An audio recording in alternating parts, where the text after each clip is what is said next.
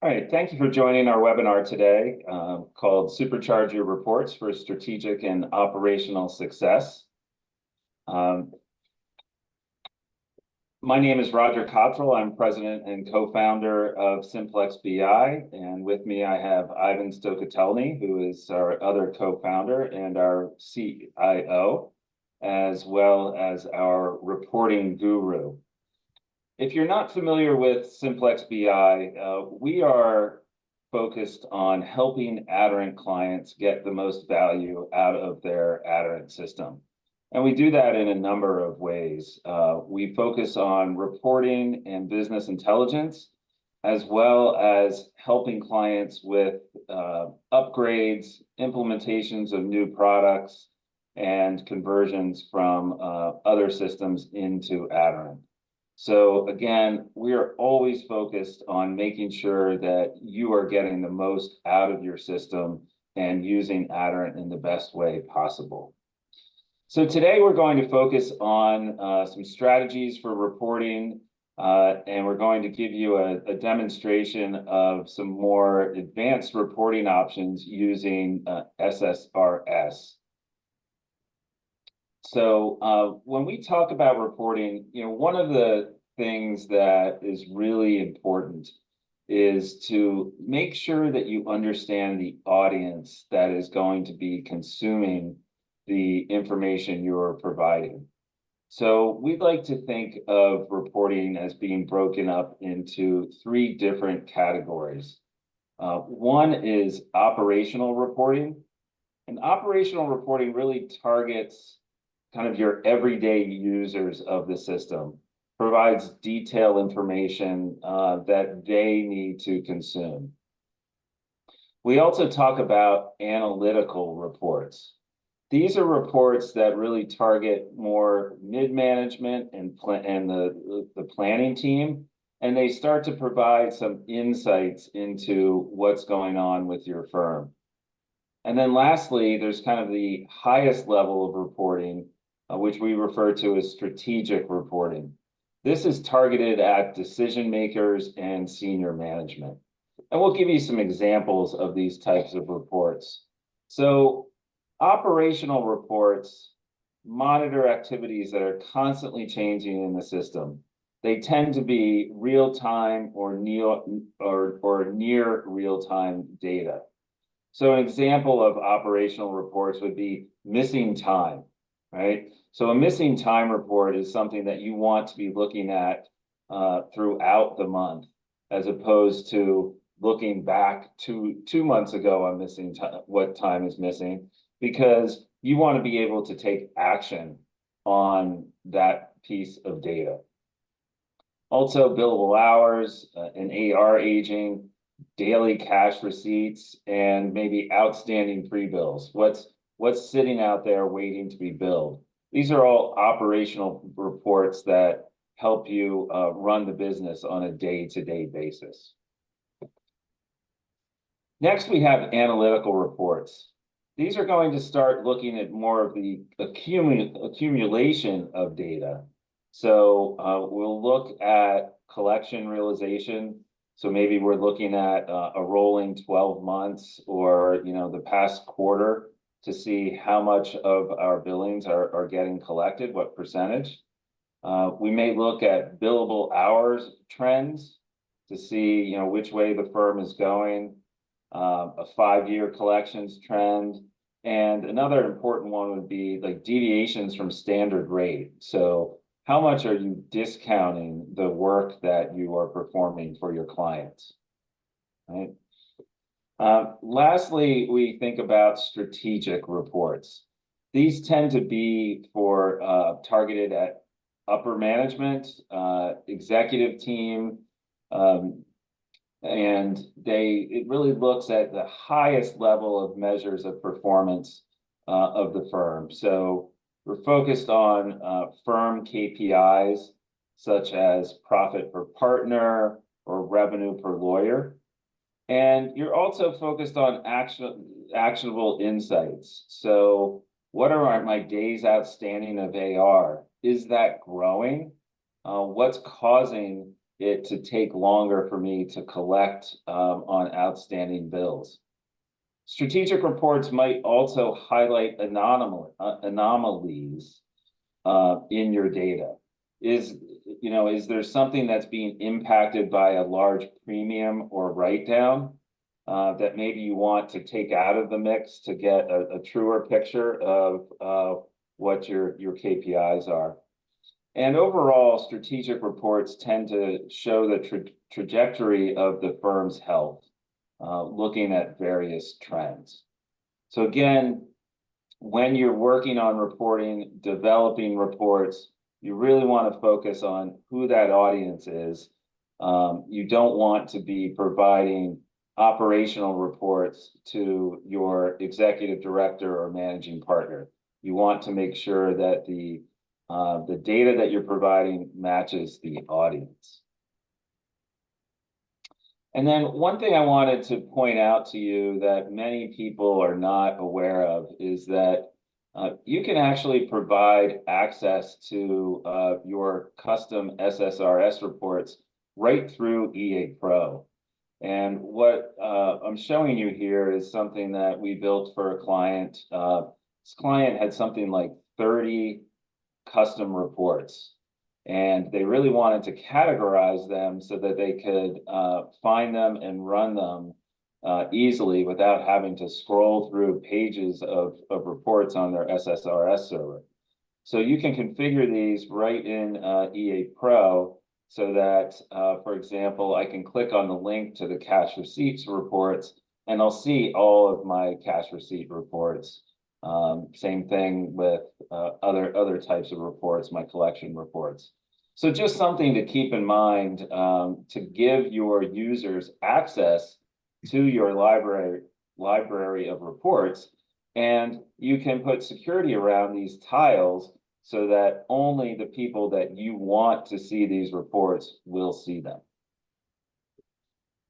All right, next we're going to jump into a demonstration to show you some of the more advanced capabilities of SSRS.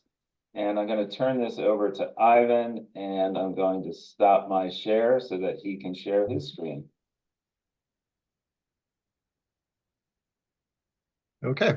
Roger, you can see my screen, right? Yes. Okay, so I'm going to preface this with saying we're looking at some sample data here.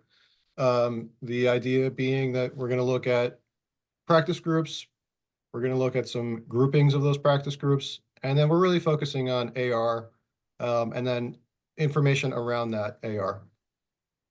So this is an example of a drilled down report. We see here it's the high-level groupings first, and we have the option here to expand any of the groupings of practice groups.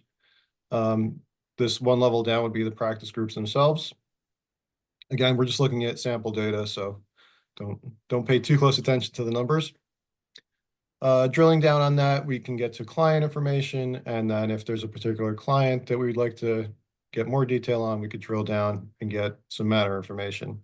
So this is different than presenting all of the detail up front because it allows you to kind of pinpoint the areas that you want to focus on. So Ivan, this really makes it so that you can turn an SSRS report into almost a dashboard or even inquiry to get more detail. Is that what you're showing here? And it's definitely interactive, yes.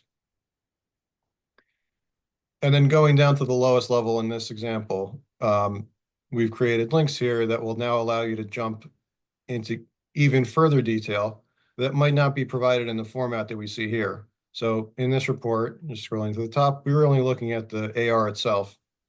But if I wanted to get some detail around this, the $7,000 of AR that I have for this particular matter, I can click the link. It has now opened a new SSRS report that is my open AR by invoice.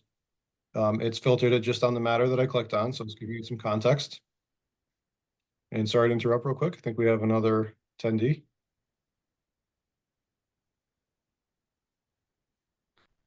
And so now we have some details. So the AR is summarized here in the left-hand column, and then we have some additional information. So what was the full billed amount of the invoice? what was collected on the invoice, what was written off, and then what is still remaining. The other interactive neat piece to using this type of format, if I hit the back button on the browser, it will take me back to the view that I had, the previous report, allowing me to continue navigating. Ivan, was there another level of drill down, down at the matter level? If you could just drill right. I mean, here, sorry, apologize. Yep, just drill all the way. No, in this particular example, we just went down to the client and then matter. And then when you click on that link, It now takes us to the invoice. Now, I do have, this is more informational, okay, just to see what matter we were looking at.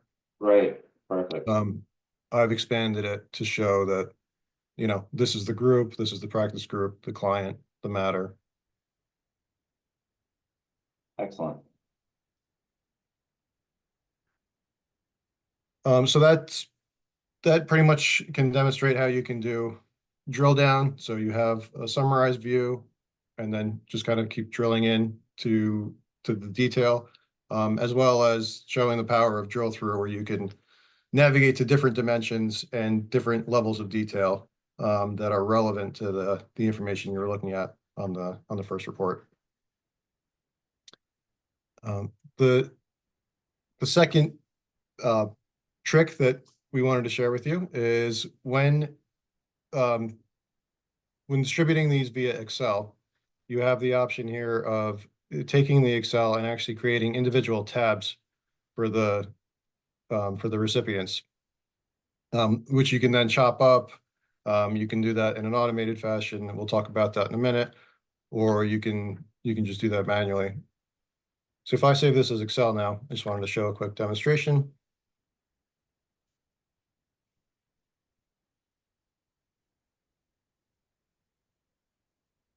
It's now opened each of those groupings, right, in a separate tab. And you still have, in this scenario, in this example, you still have the ability to expand it and get the detail behind the accordion view. And does SSRS do that just natively, or do you have to, when you're building a report, kind of identify that you're going to want to split this up into different worksheets? You definitely have to plan for it.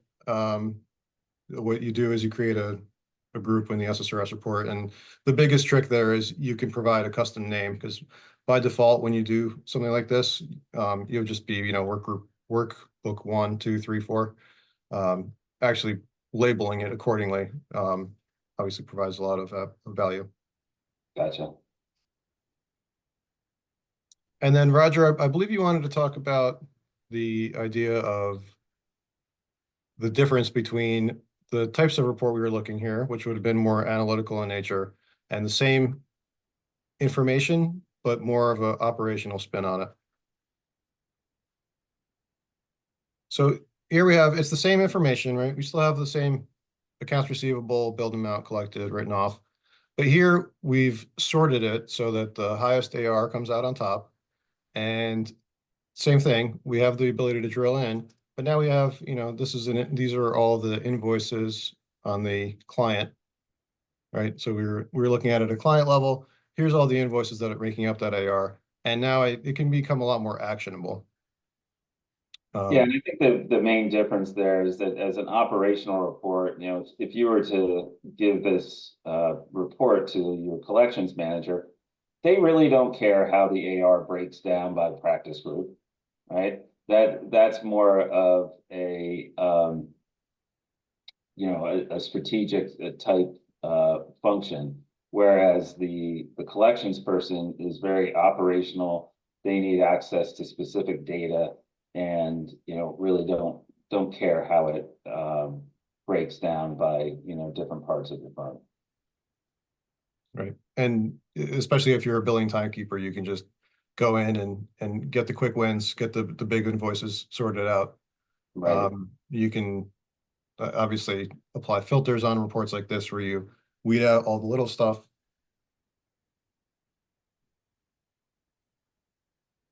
Great. I'm going to pass control back to you, Roger. I think we're going to continue with the presentation. Thank you. And I think, Ivan, what we wanted to talk about next was, I'm sorry, I have to jump forward here. Yes. What we actually do with the reports. Right, so some of the advanced features that not everyone takes advantage of are bursting, scheduling, and delivery, and maybe you could speak a little bit to those.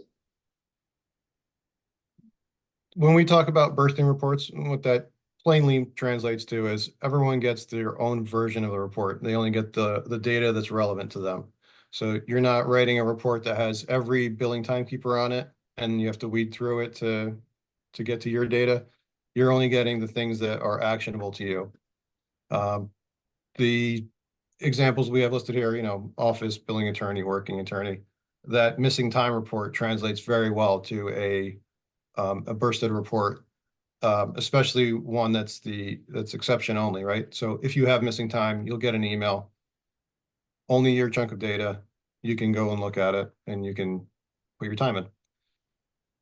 Right, or at month end, if you send a, WIP report and AR report to each billing attorney, you can design it so that they each get their own reports.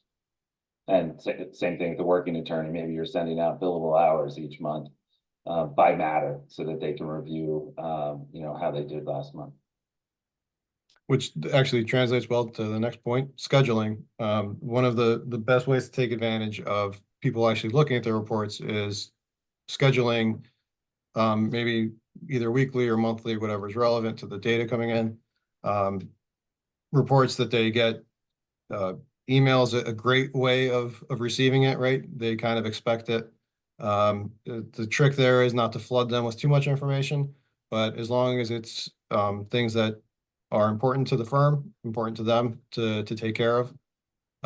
Examples of that could be like a daily cash receipt report, maybe weekly missing time.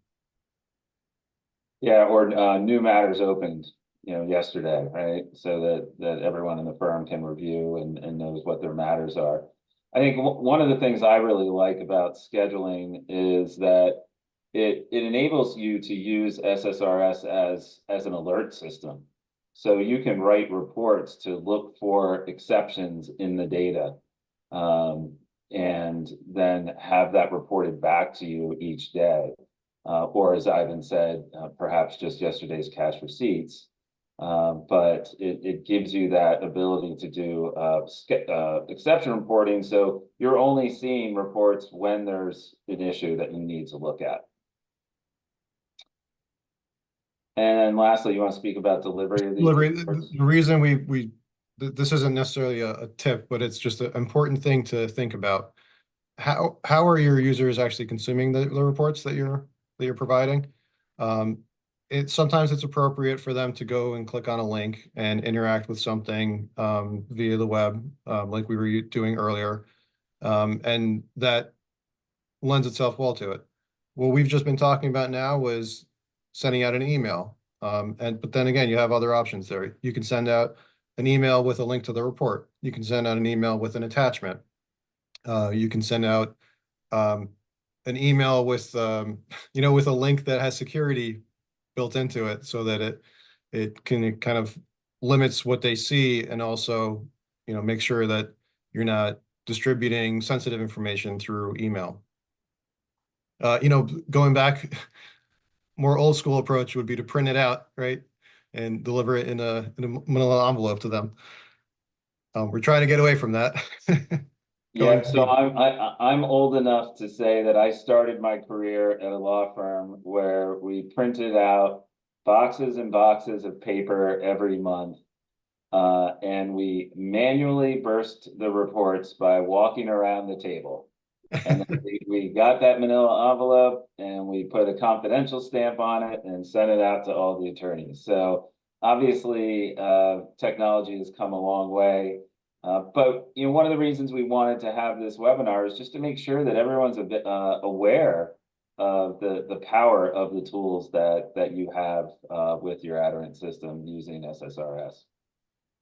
And also the importance of coming up with the right strategy for the right information. Just to have much better success rate when people are actually interested in what they're receiving. Yeah. And Roger, I think we forgot to mention this early on. If anyone has any questions, feel free to interrupt us. If you don't want to speak, that's fine. Just send us a chat through the Zoom meeting. If you think of a question later on that you'd like to ask us, just send us an email. We're happy to answer any questions. And if there's something that we've skipped over or glossed over, you'd like more information on, just let us know. So just to kind of wrap this up and keep us on time here, just a little bit more about how Simplex can help you. Again, we're highly focused on report writing and business intelligence, as demonstrated by Ivan. We also focus on just helping firms with their Aderant system. So that may include Aderant SOW or contract review. We manage projects, new implementations, upgrades for the Aderant system. We also provide testing assistance. So we know all of the Aderant applications.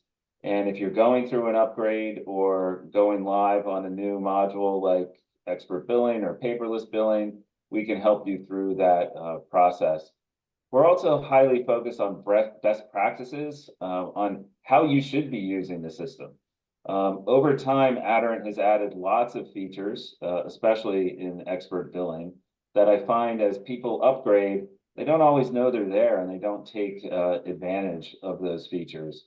And then when you do go live on new applications, we're there to provide you with support. And we would be very interested in speaking with you about your reporting situation. And if you schedule a free consultation with us, we would provide you with our pre-bill lock report. It's an extremely simple report, but any of you that are on expert billing, especially using paperless billing, you know that pre-bills get locked. And unfortunately, well, fortunately, there's a way to remove that lock. Unfortunately, you can't find that lock by using the pre-bill number.